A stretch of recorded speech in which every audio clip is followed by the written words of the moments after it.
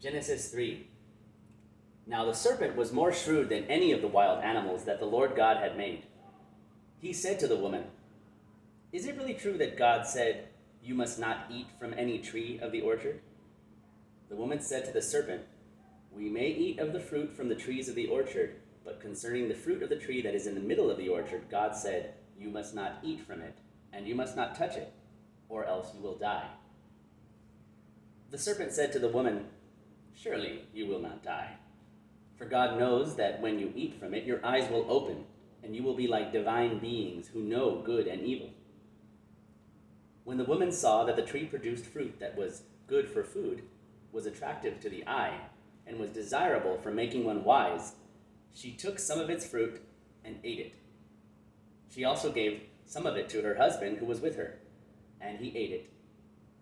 Then the eyes of both of them were opened, and they knew they were naked. So they sewed fig leaves together and made coverings for themselves. Then the man and his wife heard the sound of the Lord God moving about in the orchard at the breezy time of the day, and they hid from the Lord God among the trees of the orchard. But the Lord God called to the man and said to him, "Where are you?" The man replied, "I heard you moving about in the orchard, and I was afraid because I was naked, so I hid." And the Lord God said, "Who told you that you were naked? Did you eat from the tree that I commanded you not to eat from?" The man said, "The woman whom you gave me, she gave me some fruit from the tree, and I ate it." So the Lord God said to the woman, "What is this you have done?" And the woman replied, "The serpent tricked me, and I ate." The Lord God said to the serpent, "Because you have done this, cursed are you above all the wild beasts and all the living creatures of the field. On your belly you will crawl, and dust you will eat all the days of your life. And I will put hostility between you and the woman, and between your offspring and her offspring. Her offspring will attack your head, and you will attack her offspring's heel."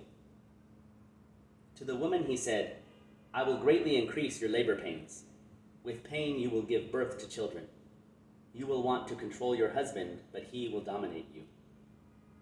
But to Adam he said, "Because you obeyed your wife, and ate from the tree about which I commanded you, you must not eat from it. Cursed is the ground thanks to you.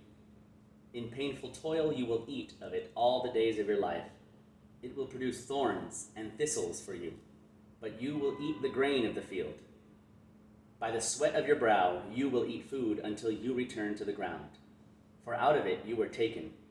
For you are dust, and to dust you will return." The man named his wife Eve, because she was the mother of all the living. The Lord God made garments from skin for Adam and his wife and clothed them.